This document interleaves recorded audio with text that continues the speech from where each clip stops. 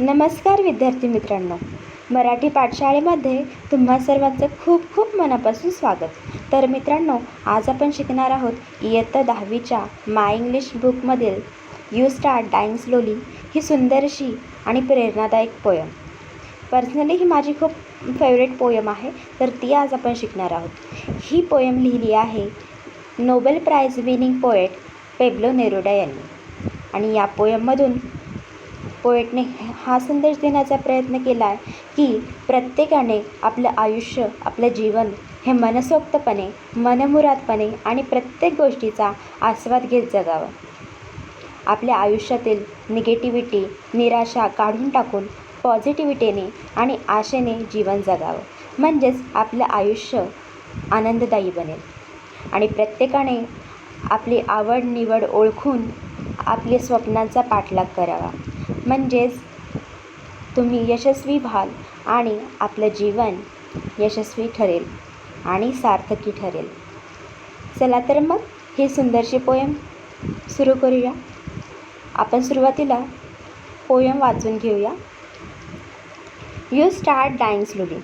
If you do not travel, if you do not read, if you do not listen to the sounds of life, if you do not appreciate yourself, you start dying slowly. When you kill your self-esteem, when you do not let others help you, you start dying slowly. If you become a slave of your habits, walking every day on the same paths, if you do not change your routine, if you do not wear different colors, or you do not speak to those you don't know, you start dying slowly. If you avoid to feel passion and their turbulent emotions, those which make your eyes glisten and your heart beat fast, you start dying slowly. If you do not change your life when you are not satisfied with your job or with your love, if you do not risk what is safe for the uncertain, if you do not go after a dream, if you do not allow yourself at least once in your lifetime to run away from sensible advice. Pablo Neruda. तर मित्रांनो, पहिल्या काही ओळींमध्ये पोएटने असं म्हटलं आहे की if you do not travel, if you do not read, if you do not listen to the sounds of life, if you do not appreciate yourself, you start dying slowly. म्हणजेच काय बरं की if you do not travel म्हणजे तुम्ही प्रवास केला नाही तर तुम्ही यू स्टार्ट डाईंग स्लोली असं म्हणतो आहे पोएट. तर हे खरं शब्दशः असा अर्थ घेऊन कळणार नाही, कारण याच्या मागचा जो हिडन पार्ट आहे तो समजून घेण्याचा आपण प्रयत्न करूया.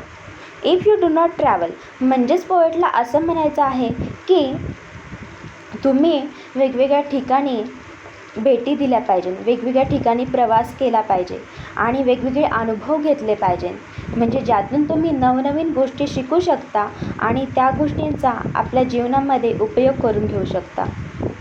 वेगवेगळ्या ठिकाणी भेटी देऊन, वेगवेगळ्या संस्कृती जाणून घेऊन, वेगवेगळ्या ठिकाणं पाहून, तिथल्या लोकांना भेटून, त्यांच्याशी बोलून तुम्ही खूप काही नवनवीन शिकू शकता आणि त्या गोष्टींचा तुम्ही तुमच्या जीवनात नक्कीच वापर करू शकता. यामुळे पोएटने असं म्हटलं आहे की जर तुम्ही प्रवास केला नाही तर तुम्ही हळूहळू मरत आहात. म्हणजेच काय की निराशा आणि निगेटिव्हिटीने तुमचं आयुष्य व्यापून टाकत आहे. तर यासाठी पोएटने असं सांगितलं आहे की तुम्ही प्रवास करायला हवा, तुम्ही ट्रॅव्हल करायला हवं, वेगवेगळ्या गोष्टी एक्सप्लोअर करायला हव्यात, नवनवीन गोष्टी शिकायला हव्यात. सेकंड लाईन आहे if you do not read म्हणजेच काय की जर तुम्ही वाचला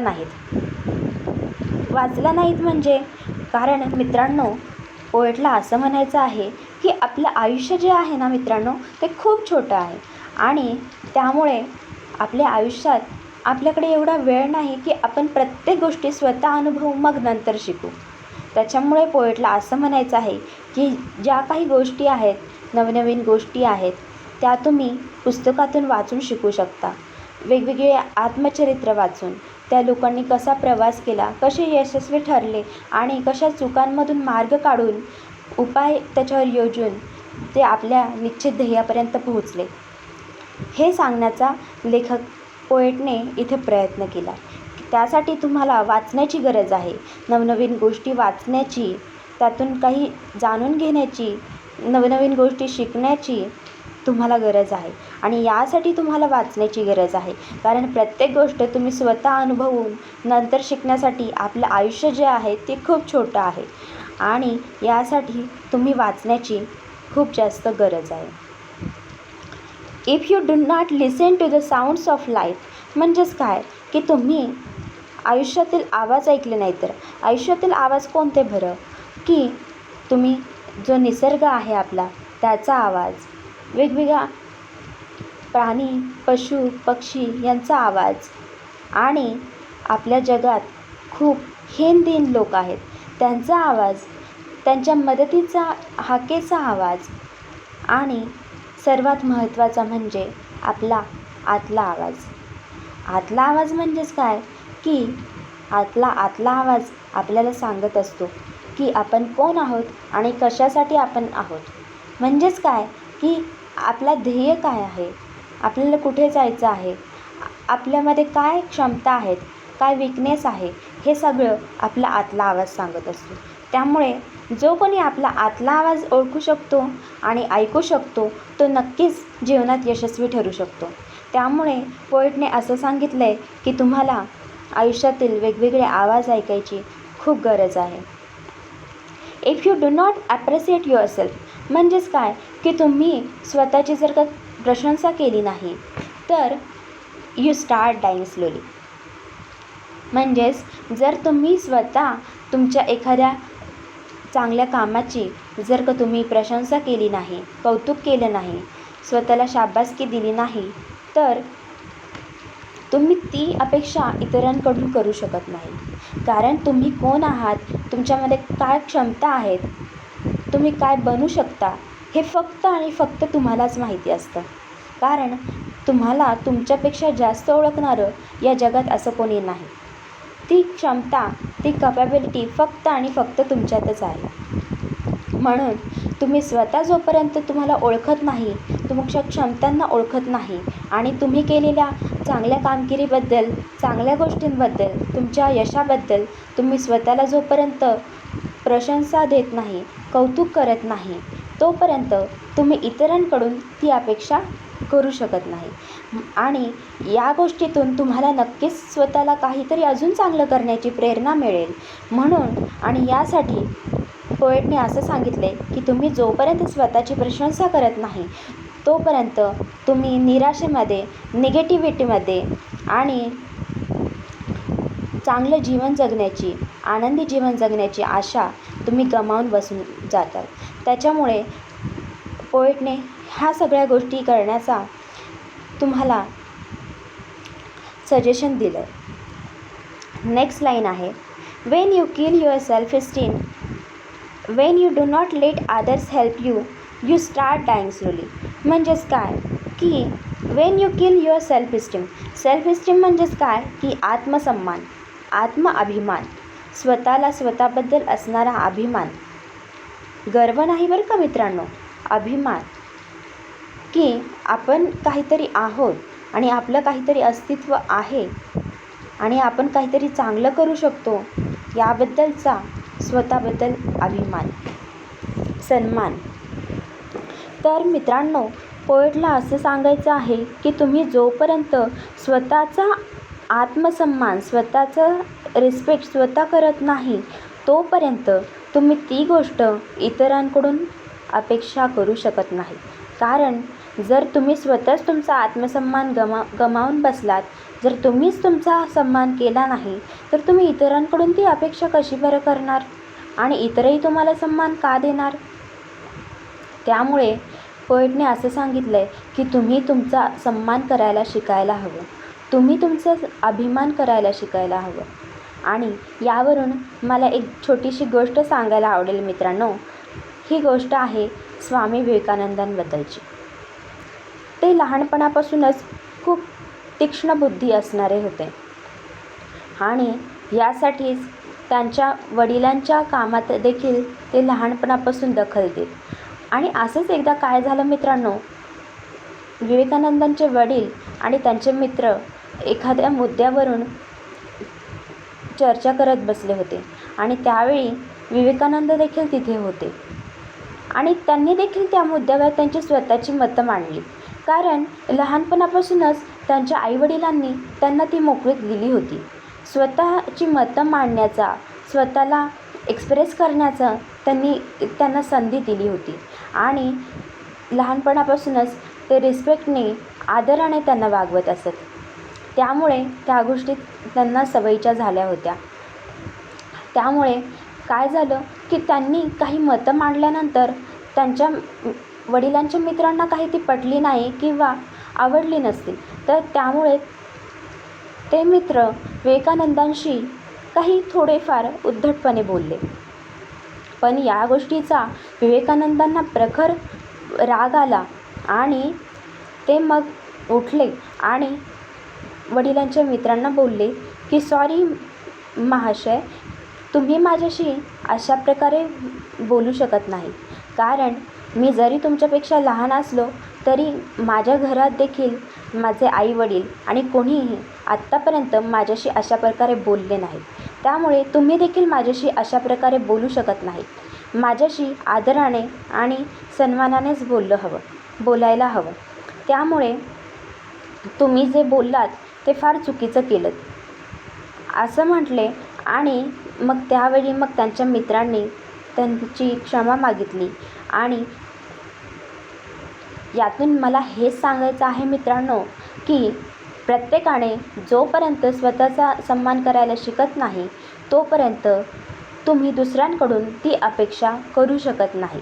त्यामुळे स्वतःचा सन्मान करायला शिका, स्वतःला शाबासकी द्यायला शिका आणि तुम्ही चांगल्या केलेल्या गोष्टींवर अभिमान बाळगायला शिका. म्हणजेच यातून तुम्हाला नक्कीच प्रेरणा भेटेल आणि तुम्ही यापेक्षा अधिक चांगल्या गोष्टी कशा करताल यावर तुमचा फोकस असेल. Wien you do not let others help you, म्हणजेच तुम्ही जर इतरांना तुमची मदत करू दिली नाही तर, इतरांना तुमची मदत करू दिली नाही किंवा तुम्ही इतरांची मदत केली नाही तर यू स्टार्ट डाईंग स्लोली, तर तुम्ही काय होताल की निराशेने आणि निगेटिव्हिटीने तुमचं आयुष्य जगायला सुरुवात करताल. कारण जर तुम्ही एखाद्या संकटात अडकलात आणि जर तुम्ही इतरांची मदत घेतली नाही किंवा इतरांना ती संदेश दिली नाही की ते तुमची मदत करतील, तर मग तुम्ही त्याच प्रसंगातून बाहेर कसे पडताल, स्वतःला त्यातून उपाय योजून बाहेर कसे आणताल. त्यामुळे तुम्हाला इतरांच्या मदतीची देखील गरज पडते आणि इतरांना देखील तुमच्या मदतीची गरज कधी ना कधी पडतेच. त्यामुळे एकमेका सहाय्य करू असं म्हणत एकमेकांना मदत करत संकटातून मार्ग काढत पुढे जाण्याचा प्रयत्न करावा असंच सांगायचं आहे आपल्या पोएटला. तर यातून देखील मला तुम्हाला एक छोटीशी गोष्ट सांगावीशी वाटते, म्हणजे या ओळींचा तुम्हाला चांगल्या प्रकारे समजेल. तर 2 वर्षापूर्वी काय झालं होतं मित्रांनो की केरळला महापूर आला होता आणि मग बऱ्याच लोकांनी मदत केली असतील. पण एक छोटीशी मुलगी 8 वर्षाची, अनुप्रिया तिचं नाव, तमिळनाडूची आहे ती. तर तिने काय केलं की ती 4 वर्षाची असल्यापासून तिला एक सायकल घ्यायची होती. तेव्हापासून ती स्वतःच्या पिगी बँकमध्ये पैसे जमा करत होती. तर जेव्हा तिने ते काही दृश्य टी व्हीवर पाहिलं तेव्हा त्या छोट्याशा मुलीला याची जाणीव झाली की त्या लोकांना आता आपल्या मदतीची गरज आहे. आपली सायकल काय आपण नंतर देखील घेऊ शकू.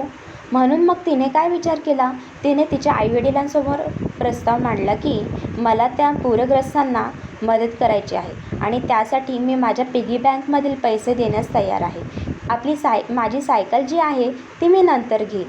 आणि मग असं करून तिच्या पिगी बँकमध्ये 8,000पर्यंत पैसे जमले होते आणि वरचे काही पैसे हे तिच्या पप्पांनी आणि मम्मीनी केले आणि ही निधी मग तिने पूरग्रस्तांना मदत करण्यासाठी चीफ मिनिस्टर रिलीफ फंडमध्ये पाठवून दिली. आणि या गोष्टीतून तिला नक्कीच सायकल घेण्याचा आनंद झाला नसेल, पण इतरांना मदत करण्याचा, आपल्या हातून काहीतरी चांगलं करण्याचा तिने प्रयत्न केला. आणि तेही एकदम लहान वयात. ही अपेक्षा तर आपण मोठ्यांकडून करायला हवी, पण त्या छोट्याशा मुलीला किती जाणीव होती, सामाजिक जाणीव आणि इतरांना मदत करण्याची याची जाणीव झाली तिला. आणि तिने हे छोटंसं पण खूप मोलाचं पाऊल उचललं. तर मित्रांनो, मग या गोष्टीनंतर असं झालं की हिरो सायकल्सनी याची दखल घेत त्या मुलीला एक छानशी सायकल देण्याचा प्रॉमिस केला. आणि हिरो मोटर्सनी काय प्रॉमिस केलं, तर तिला प्रत्येक वर्षी एक बाईक देण्याचा त्यांनी निर्णय घेतला. तर मित्रांनो, मला यातून असं सांगायचं आहे की आपण एखाद्या चांगल्या गोष्टीसाठी जे काही त्याग करतो, जे काही चांगलं करतो आणि आपण ज्यावेळी एखादी चांगली गोष्ट करत असतो त्यावेळी आपल्यासाठी देखील कुठेतरी काहीतरी चांगलं घडत असतं. त्यामुळे या सगळ्या गोष्टींचा की स्वतःचा विचार करत किंवा इतर गोष्टींचा विचार करत आपल्या हातून जर काही चांगलं घडत असेल तर त्या गोष्टी न टाळता त्या गोष्टी करण्याचा प्रयत्न करायला हवा. आणि इतरांना मदत करून आणि वेळ पडल्यास तुम्हाला इतरांची गरज भासल्यास ती घेऊन स्वतःला संकटातून बाहेर काढण्याचा आणि इतरांना मार्ग दाखवण्याचा प्रयत्न करायला हवा. तर मित्रांनो, या गोष्टीतून पोएटला हे सगळं सांगायचं आहे. अन्यथा काय होईल, पोएट असा म्हणतोय की तुम्ही सगळे आशेचे जे दारं आहेत ती तुम्ही स्वतः बंद करताल आणि मग तुमचं आयुष्य निगेटिव्हिटीने आणि एकाकीपणाने जगू लागताल. म्हणजेच तुम्ही हळूहळू मरताल. म्हणजेच की आनंदी आणि आशादायी आयुष्य जगण्याची जी कला आहे ती तुम्ही गमावून बसताल. तर मित्रांनो, पुढच्या काही लाईनी आहेत. If you become a slave of your habits, walking every day on the same paths, if you do not change your routine, if you do not wear different colours, or you do not speak to those you don't know, you start dying slowly. तर मित्रांनो, if you become a slave of your habits. मित्रांनो, प्रत्येकाच्या आयुष्यात काही चांगल्या वाईट सवयी असतात प्रत्येकांना. तर चांगल्या सवयी ज्या असतात त्या आपल्याला घडवतात आणि ज्या वाईट सवयी असतात त्या आपल्यावर वाईट परिणाम करतात, वाईट गोष्टी शिकवतात आणि वाईट मार्गाने आपण वाटचाल करायला लागतो. त्यामुळे मित्रांनो, वाईट सवयी ज्या आहेत त्या ओळखून वेळीच त्या बदलण्याचा प्रयत्न करायला हवा. म्हणजेच आपलं आयुष्य जे आहे यशस्वी ठरेल आणि आपण योग्य मार्गावर वाटचाल करून आपलं आयुष्य सफल बनवू शकू. Walking every day on the same paths. Walking every day on the same paths if you do not change your routine. म्हणजेच काय मित्रांनो, की एकाच मार्गावरून रोज चाललं म्हणजे काय, शब्दशः अर्थ नका घेऊ ह्याचा, की एकाच रस्त्यावरून रोज चालणं म्हणजेच काय, की प्रत्येकाच्या आयुष्यात मित्रांनो त्यांची ध्येय असतात. प्रत्येकांना काहीतरी बनायचं असतं, प्रत्येकाची काहीतरी स्वप्न असतात आणि ते मिळवण्याचा प्रत्येकजण प्रयत्न करत असतो.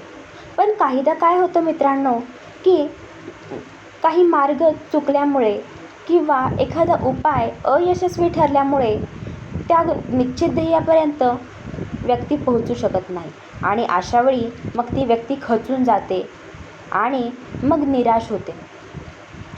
आणि बहुधा असं होतं की निराशा एवढी वाढते की ते ध्येयच बदलून टाकलं जातं, ते ध्येयच विसरलं जातं आणि ते ध्येय आपल्याच्याने शक्य नाही, अशक्य आहे असं म्हणत त्या ध्येयापर्यंत परत कधी पोहोचण्याचा, वेगळा मार्ग अवलंबण्याचा कोणीच कधीच प्रयत्न करत नाही.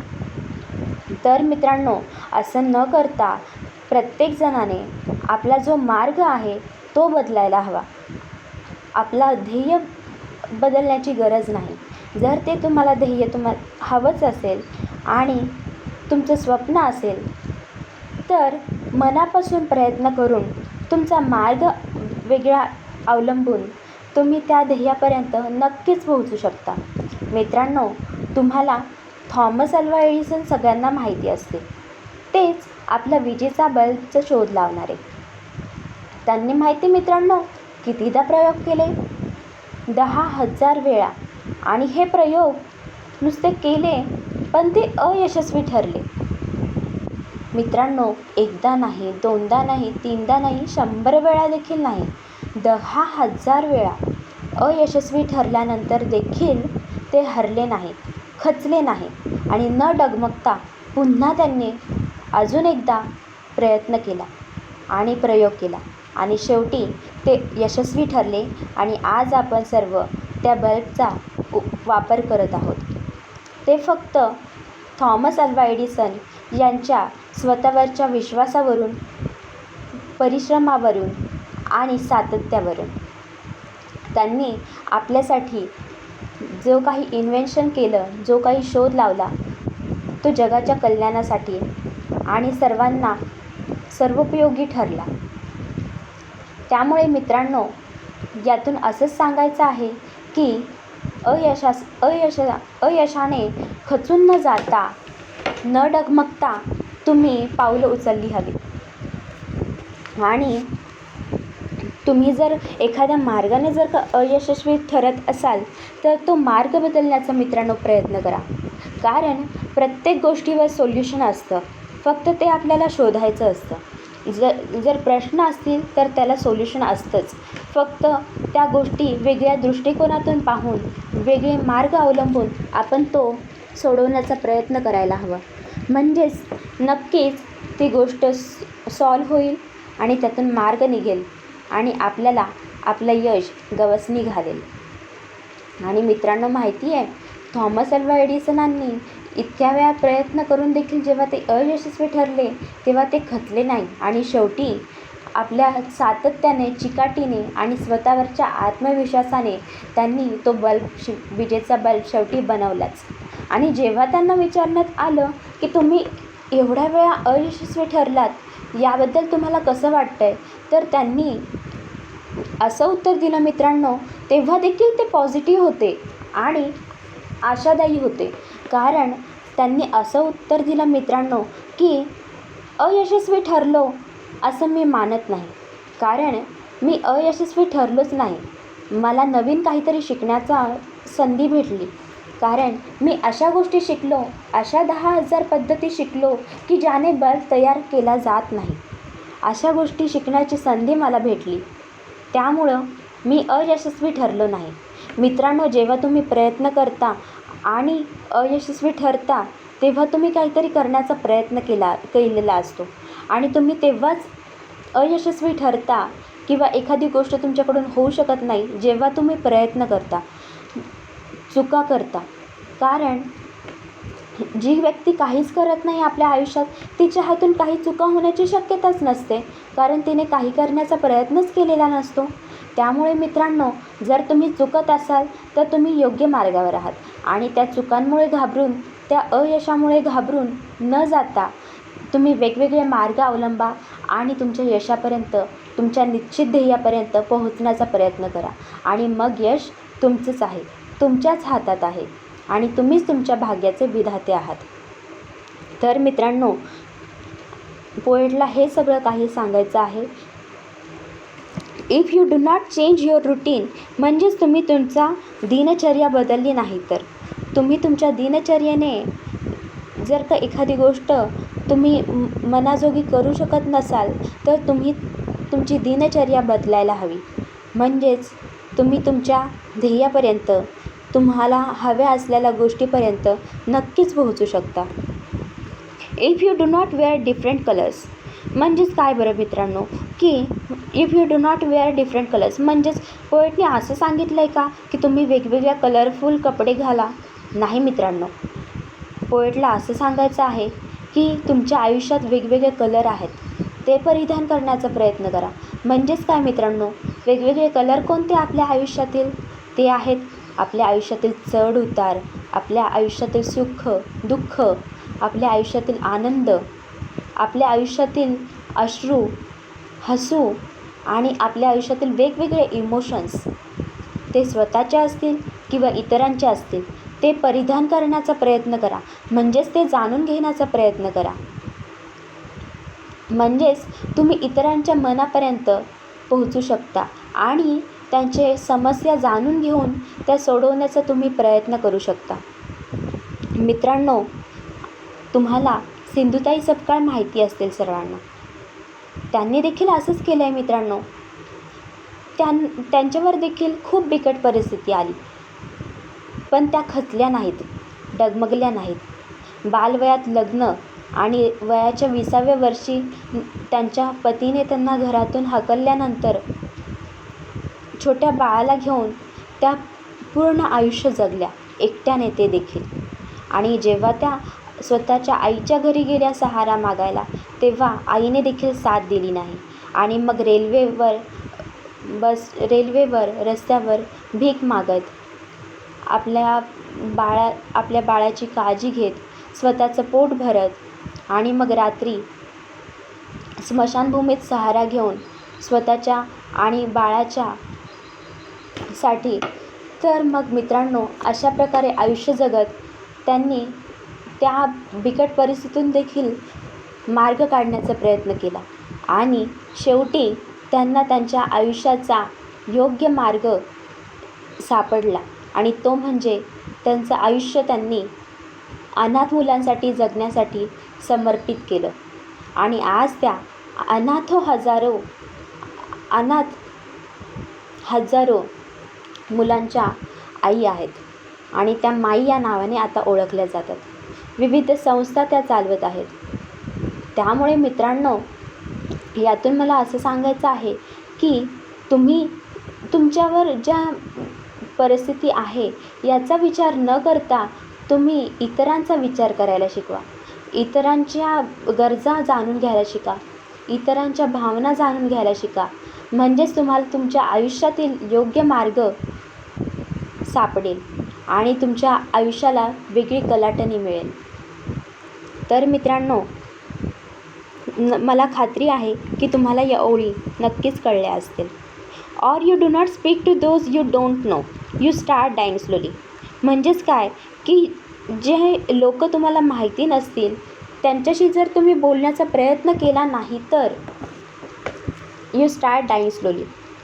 कारण मित्रांनो, पोएटला असं सांगायचं आहे की तुम्ही तुमच्या माहितीच्या लोकांशी बोला, पण तुम्हाला माहीत नसणाऱ्या लोकांशी देखील बोला. कारण तरच तुम्ही त्यांच्याशी संवाद साधून त्यांच्या मनातील आणि त्यांच्या आयुष्यातील गोष्टी जाणून घेऊ शकता.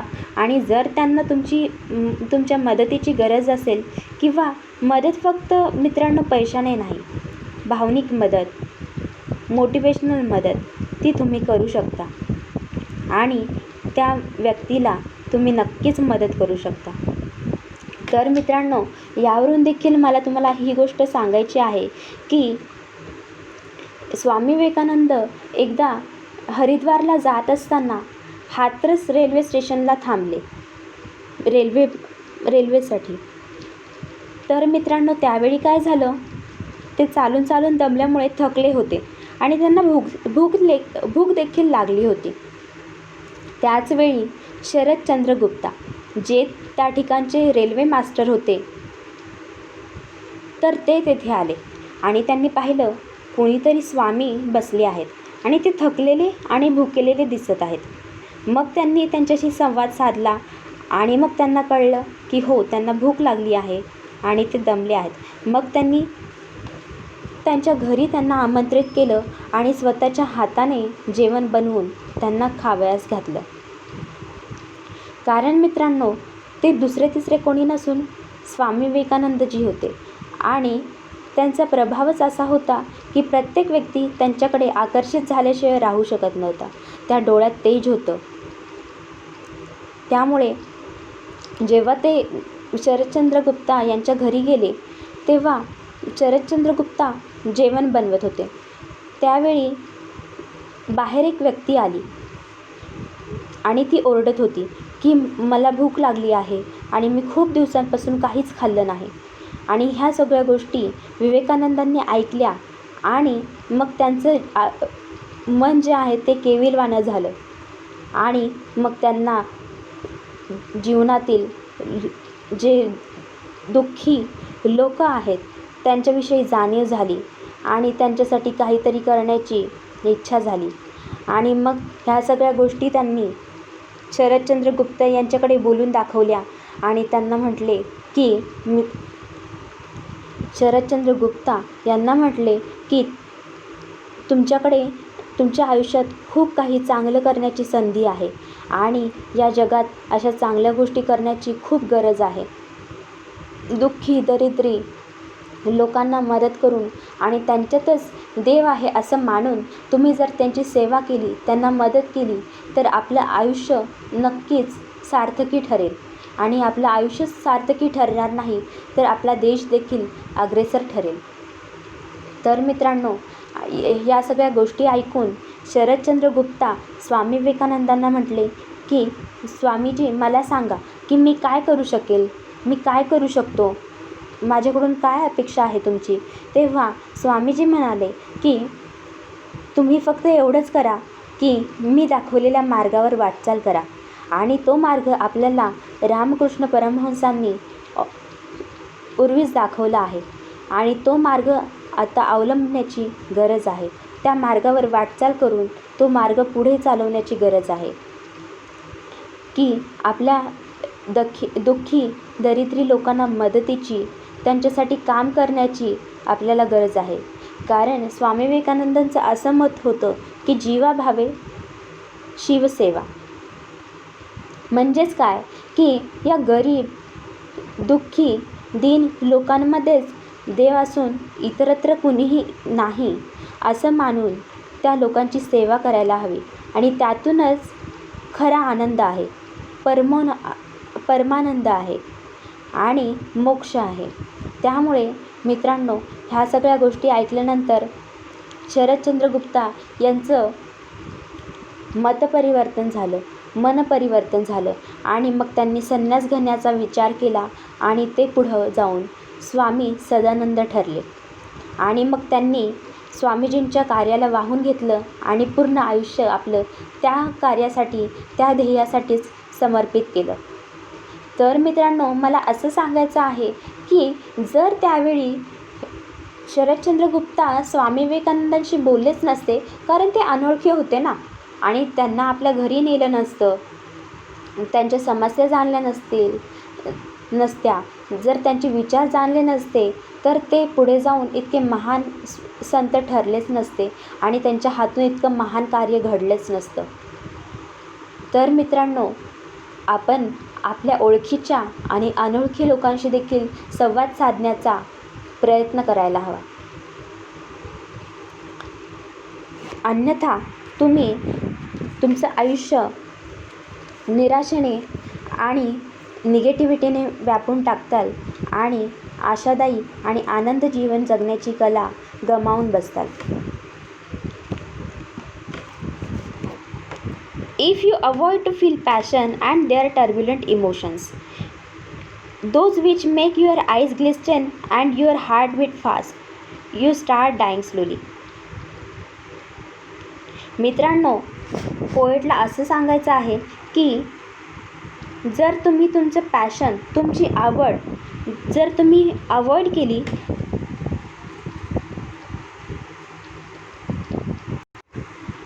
आणि मित्रांनो, जर तुम्ही तुमचं पॅशन ओळखलं नाहीत आणि ते टाळण्याचा प्रयत्न केला तर तुम्ही यू स्टार्ट डाईंग स्लोली.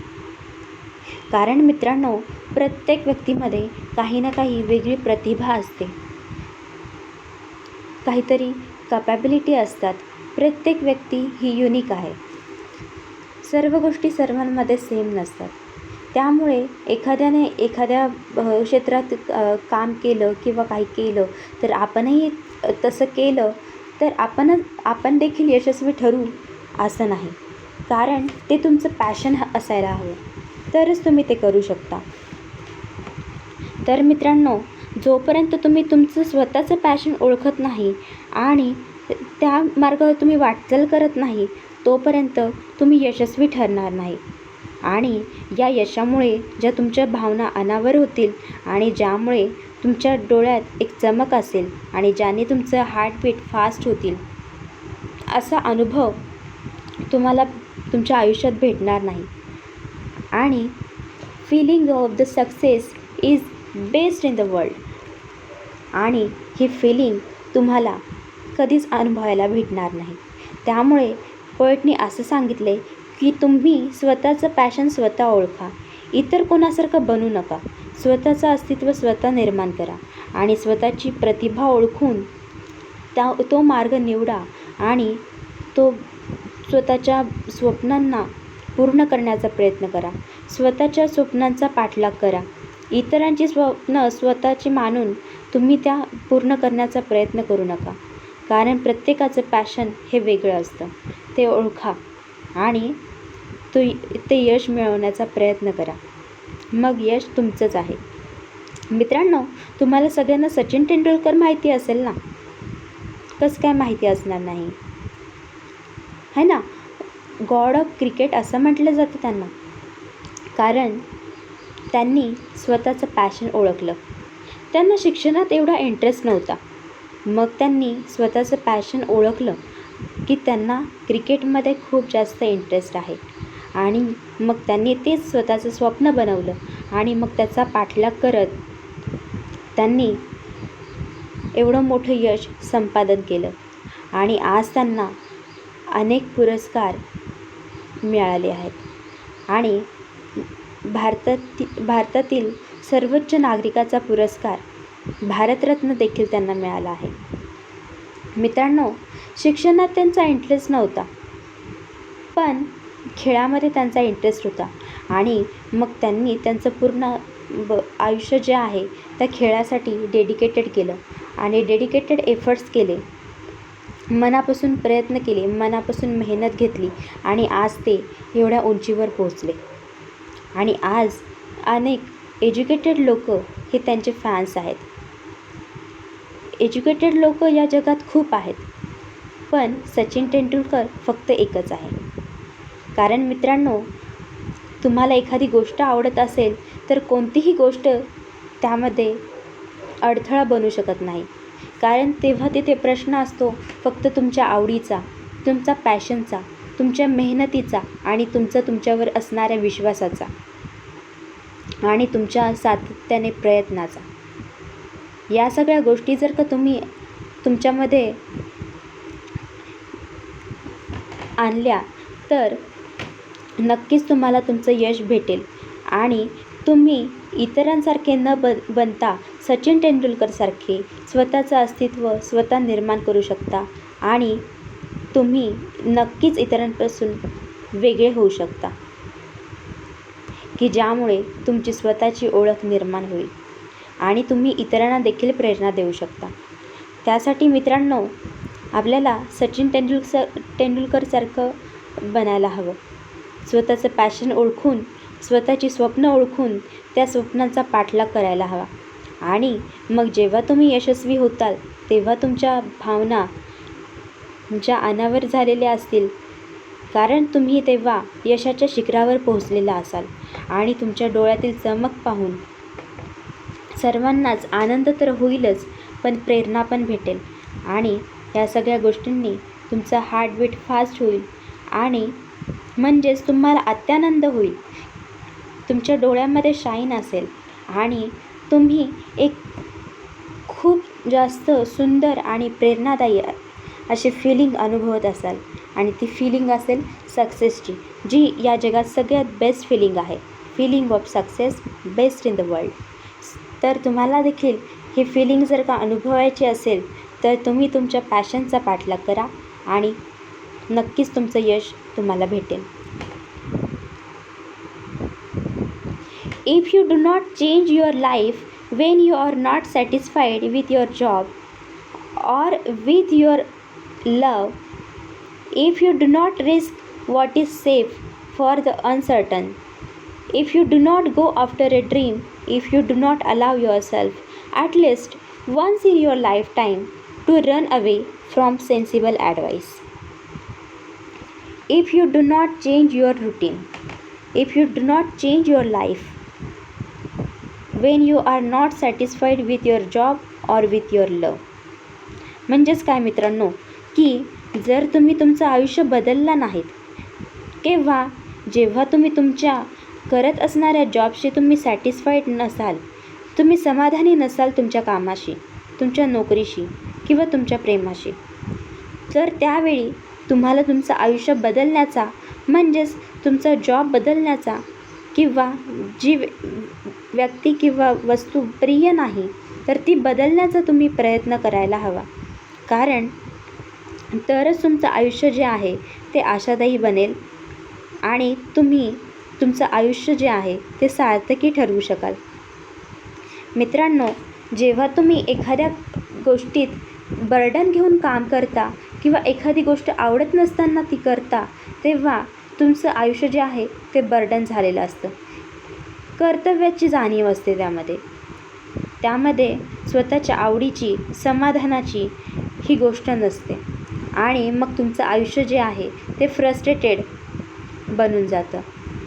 त्यामुळे मित्रांनो, जर तुम्ही तुमच्या कामाशी जर का तुम्ही सॅटिस्फाईड नसाल तर तुम्ही ते बदलण्याचा आणि तुमच्या आवडीचा काम करण्याचा नक्कीच प्रयत्न करायला हवा. If you do not risk what is safe for the uncertain, if you do not go after a dream, if you do not allow yourself at least once in your lifetime to run away from sensible advice. जर मित्रांनो तुम्ही एखाद्या if you do not risk what is safe for the uncertain म्हणजेच एखाद्या अनिश्चित गोष्टीसाठी जर तुम्ही स्वतःला रिस्कमध्ये नाही आणलं, रिस्क घेतली नाही, धोका पत्करला नाही तुमच्या आयुष्यात, तर तुम्ही कधीच काही मिळवू शकणार नाही. कारण मित्रांनो, if you will not risk you will not gain success, and success embraces those who are brave enough to take risk. म्हणजे मित्रांनो, जर तुम्ही रिस्क घेतली नाही तर तुम्हाला निश्चित असणारं ध्येय तुम्ही गाठू शकत नाही. तुम्हाला आवडणारी गोष्ट तुम्ही करू शकणार नाही. जर तुम्ही ती गोष्ट करू शकाल किंवा नाही याच गोष्टीत जर का अडकून बसाल, शक्य किंवा अशक्य या प्रश्नांमध्ये जर का अडकून बसाल, तर तुम्ही ती गोष्ट करण्याचा कधी प्रयत्नच करणार नाही. तो धोका कधी तुम्ही पत्करणारच नाही आणि तुमच्या कम्फर्ट झोनमधून तुम्ही कधीच बाहेर पडू शकणार नाही आणि मग निश्चितच तुम्हाला ती गोष्ट कधीच पूर्ण करता येणार नाही आणि तुम्ही सक्सेसफुल कधीच होणार नाही.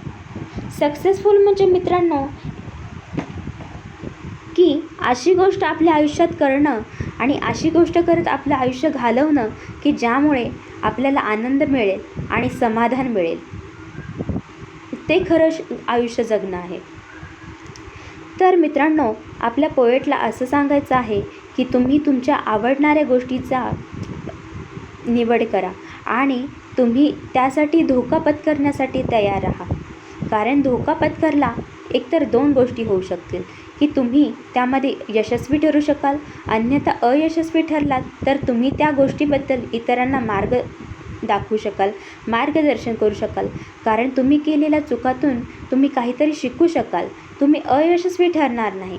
तुम्हाला काहीतरी नवीन शिकण्याचा आणि सर्वात महत्त्वाची गोष्ट म्हणजे तुम्हाला आवडणाऱ्या गोष्टीचा निवड केलेला असेल आणि तुम्ही त्या गोष्टी मिळवण्यासाठी स्वतः प्रयत्न केलेला असेल, त्यामुळे तुम्हाला तुमच्या आयुष्यात कधीच रिग्रेट होणार नाही, पश्चाताप होणार नाही की आपण आपल्याला आवडणारी गोष्ट कमीत कमी करण्याचा देखील प्रयत्न केला नाही, तो धोका पत्करला नाही आणि तो पत्करला असता तर कदाचित आपण यशस्वी ठरलो असतो. आणि मित्रांनो, जर तुमच्यावर तुमचा विश्वास असेल, कष्ट करण्याची तयारी असेल तर धोका पत्करण्यास कधीच हरकत नाही. कारण वाळूचे कण रगडिता तेलही गळे.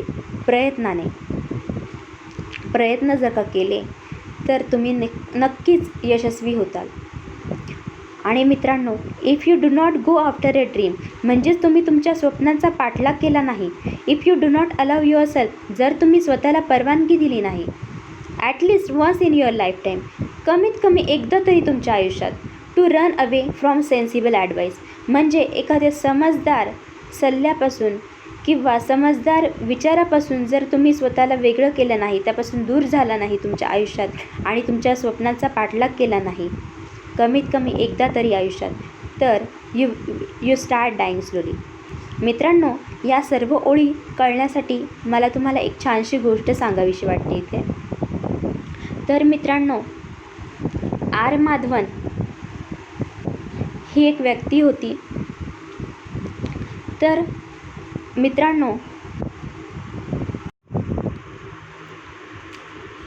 मित्रांनो आर माधवन यांनी IIT चेन्नईमधून मेकॅनिकल इंजिनिअरची डिग्री कंप्लीट केली आणि नंतर ते ONGC कंपनीमध्ये जॉब करायला लागले. पण मित्रांनो, लहानपणापासूनच शेतीची आवड असणारे आर माधवन यांना त्या कामात आवड निर्माण झाली नाही आणि ते समाधानी नव्हते त्या कामाशी. मग त्यांनी ते काम करण्याचा विचार मनातून काढून टाकला आणि मग त्यांनी शेतीकडे वळण्याचा विचार केला. कारण मित्रांनो, ज्या कामामध्ये आपल्याला समाधान भेटत नाही, आनंद भेटत नाही, ते काम करताना व्यक्तीवर बर्डन आलेलं असतं आणि मग आपलं आयुष्य जे आहे ते नीरस बनून जातं. कारण जी गोष्ट आपल्याला आवडत नाही ती पूर्ण आयुष्यभर जर एखादी व्यक्ती करेल तर त्याचं आयुष्य फ्रस्ट्रेटेड बनून जाईल. म्हणून मित्रांनो, त्यांनी न आवडणारी गोष्ट न करता आवडणारी गोष्ट करण्याचा प्रयत्न केला आणि मग त्यांनी शेतीचे वेगवेगळे प्रयोग करण्यास सुरुवात केली. आपला जॉब सोडला आणि शेतीकडे वळाले. आणि मित्रांनो, सुरुवातीला त्यांनी 6 एकर जमिनीवर शेती करण्यास सुरुवात केली. तेव्हा त्यांना फक्त 2 टन उत्पन्न ते मिळवू शकले 6 एकर जमिनीमधून. पण नंतर ते थोडेसे हताश झाले, पण खचले नाही. कारण त्यांची अपेक्षा ही वेगळी होती. आणि मग त्यांनी काय केलं मित्रांनो, इस्रायल हा देश ठिबक सिंचन यामध्ये आणि शेतीमध्ये खूप चांगलं तंत्र आजमावून चांगलं उत्पन्न घेण्यासाठी प्रसिद्ध आहे, नावाजला जातो. त्यामुळे त्यांनी विचार केला की आपण इस्रायलला जाऊया आणि तिथं जाऊन ते तंत्र शिकून येऊया.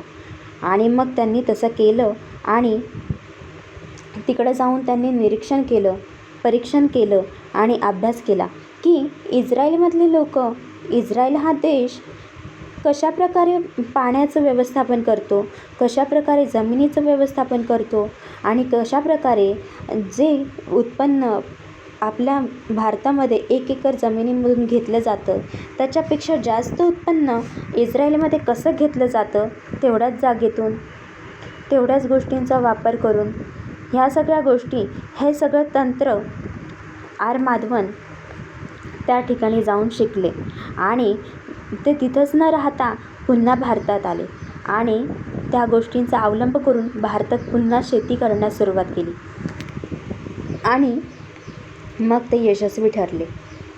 सुरुवातीला जेव्हा त्यांनी हा निर्णय घेतला की मेकॅनिकल इंजिनिअरिंगचा जॉब सोडून त्यांनी शेतीकडे वळण्याचा प्रयत्न केला, तेव्हा घरातल्यांनी त्यांना विरोध केला. कारण हा जो निर्णय होता तो एखादा शहाणा व्यक्ती घेणार नाही असं त्यांचं मत होतं. कारण एवढी चांगली नोकरी सोडून एवढा चांगला पैसा मिळत असताना देखील जॉब सोडणं म्हणजे हे काही असमंजस आहे. आणि तेच आपला पोएट सांगण्याचा प्रयत्न करतो आहे की तुम्ही जोपर्यंत एखाद्या समजदार सल्ल्यापासून, समजदार विचारापासून स्वतःला वेगळे करत नाही, त्यापासून वेगळे होण्याचा प्रयत्न करत नाही आणि आपल्या ड्रीम्सना पूर्ण करण्याचा प्रयत्न करत नाही, आपल्या स्वप्नांचा पाठलाग करण्याचा प्रयत्न करत नाही, तोपर्यंत तुम्ही यशस्वी ठरणार नाही आणि तुमचं आयुष्य नीरस ठरेल आणि निराशादायी आयुष्य तुम्ही जगण्यास बाधित असाल. त्यामुळे तुम्ही तुमच्या स्वप्नांचा पाठलाग करा आणि तुम्ही तुमच्या आवडीच्या गोष्टी करा, ज्यामधून तुम्हाला समाधान आणि आनंद मिळेल. आणि ज्यावेळी आर माधवांना विचारण्यात आलं की तुम्ही तुमच्या कामाशी सॅटिस्फाईड आहात का, तेव्हा त्यांनी असं उत्तर दिलं की ज्या कामातून तुम्हाला पैसा तर मिळतो पण मानसिक आनंद देखील मिळतो, तेव्हा ते काम करताना तुमचा आनंद हा द्विगुणित झालेला असतो आणि तुम्ही तुमचा 100% त्या ठिकाणी देऊ शकता. त्यामुळे मित्रांनो, की जेव्हा आर माधवन यांची APJ अब्दुल कलामांशी मुलाखत होती, तेव्हा केवळ 15 मिनिटांची ती केवळ 15 मिनिटांची जी मुलाखत होती ती 2 घंट्यामध्ये परिवर्तित झाली आणि शेवटी कलाम साहेबांनी असे उद्गार काही काढले तोंडून की भारताला कमीत कमी अशा 10 लाख माधवांची गरज आहे. कारण मित्रांनो, ते त्यांच्या कामाशी सॅटिस्फाईड होते आणि ते त्यांचं पूर्ण 100% देत होते आणि स्वतःच्या आवडीची गोष्ट करता करता ते देशसेवाही करत होते. तर मित्रांनो, ज्यावेळी त्यांना विचारण्यात आलं की तुम्हाला खूप संघर्ष करावा लागला तुमच्या आयुष्यामध्ये, खूप निराशा आली असेल जेव्हा तुम्ही अयशस्वी ठरलात, तर मग त्यांनी असं उत्तर दिलं मित्रांनो की संघर्ष जरी करावा लागला असेल तरी मी हार मानलेली नाही. कारण माझं असं मत आहे की ही शिकण्याची प्रक्रिया आहे आणि यामध्ये मी पडेल आणि पुन्हा उठेल. जरी कोणी मला साथ देईल, सहारा देईल, अन्यथा न देईल, पण मला माझी लढाई स्वतः लढायची आहे आणि मला जिंकून दाखवायचं आहे. कारण हे माझं पॅशन आहे, ही माझी आवड आहे आणि हे माझं स्वप्न आहे आणि त्याचा मी पाठलाग करणार आणि ते मिळवूनच राहणार. तर मित्रांनो, अशा प्रकारचा धोका पत्करण्यासाठी न घाबरता, न डगमगता निर्णय घ्यायला हवा आणि स्वतःवर विश्वास बाळगून सातत्याने प्रयत्न करत यशाला गवसणी घालायला हवी आणि तुमचं अस्तित्व निर्माण करायला हवं. असं नीरस आयुष्य न जगता स्वतःला आवडणारं, स्वतःला समाधान देणारं, आनंद देणारं, आशादायी, आनंदी जीवन जगण्याचा प्रयत्न करावा. आनंदी जीवन जगण्याची कला शिकावी. हाच अर्थ पेब्लो नेरुदा यांनी या कवितेतून सांगायचा आहे, हा संदेश द्यायचा आहे. तर मित्रांनो, मला खात्री आहे तुम्हाला ही पोयम नक्की समजली असेल आणि जर तुम्हाला समजली नसेल, काही डाऊट्स असतील तर तुम्ही कमेंट सेक्शनमध्ये मला विचारू शकता. आणि मित्रांनो, या आणि अशाच प्रकारच्या गोष्टी आणि पोयम, कथा शिकण्यासाठी चॅनलला सबस्क्राईब करायला विसरू नका आणि आवडलं असेल तर लाईक करायला देखील विसरू नका. तर मित्रांनो, मराठी पाठशाळेला सबस्क्राईब करा, लाईक करा आणि शेअर करा. तुमचा एक लाईक मला प्रेरणा देईल अशी आणि अशासारखे अनेक व्हिडिओ बनवायला आणि माझ्याकडून 100% देण्याचा मी प्रयत्न करेल. मित्रांनो, जसं पॅशन मी सांगितलं आहे की स्वतःचं पॅशन स्वतः ओळखा आणि त्याचा अवलंब करण्याचा, त्याचा पाठलाग करण्याचा प्रयत्न करा. तर मित्रांनो, माझं देखील टीचिंग हे पॅशन आहे आणि ते मी फॉलो करण्याचा प्रयत्न करत आहे. तर मित्रांनो, माझं हे पॅशन तुम्हाला आवडलं असेल, माझी शिकवण्याची पद्धत तुम्हाला आवडली असेल तर लाईक करायला, सबस्क्राईब करायला विसरू नका आणि पुन्हा भेटूया पुढच्या व्हिडिओमध्ये एका नवीन पोयम किंवा स्टोरीसोबत. तर मित्रांनो, एन्जॉय करा लर्निंग, बर्डन न घेता शिकण्याचा प्रयत्न करा आणि स्वतःचं पॅशन ओळखण्याचा प्रयत्न करा. तर मित्रांनो, भेटूया पुढच्या व्हिडिओमध्ये. तोपर्यंत बाय बाय.